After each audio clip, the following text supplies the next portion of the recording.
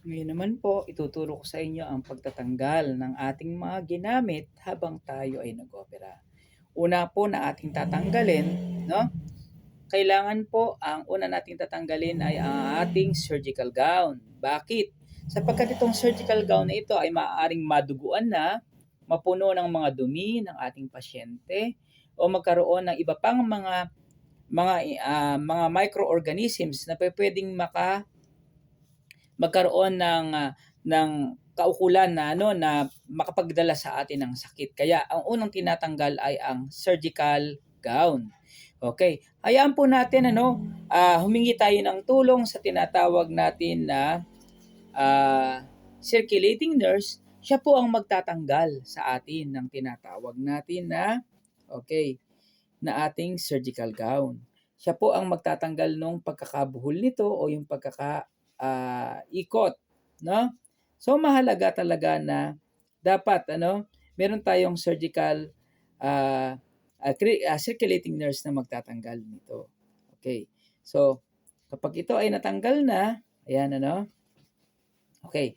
Tayo naman ang magtatanggal ng ating surgical gown na una.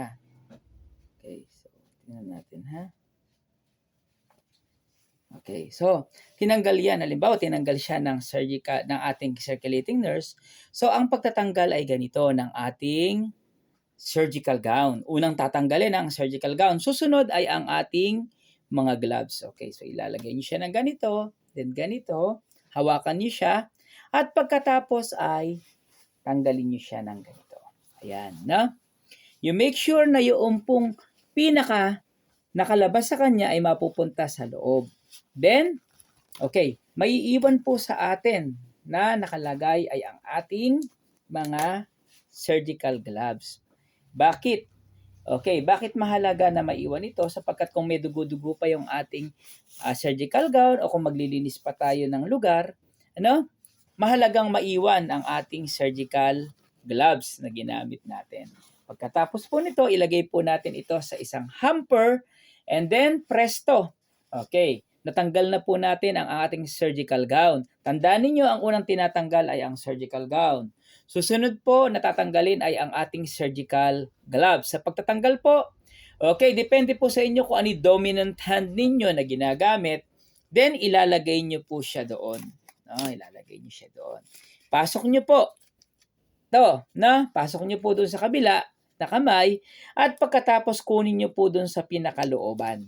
Yung kanina po, nung siya tinatanggal ay ipinasok natin sa loob ang ating gloves. Okay, and then consider na po ito na unsterile. Tapon na po natin siya sa isa kanyang dapat pagtapunan. Ano po ang pinagtatapunan na kadalasan? Ang pinagtatapunan po natin ay ang dilaw na supot or yellow trash bag. Bakit po ito ay considered na infectious? Okay, na nakakahawa. So tandaan po natin ito na ang unang tinatanggal ay ang gown, susunod ay ang gloves.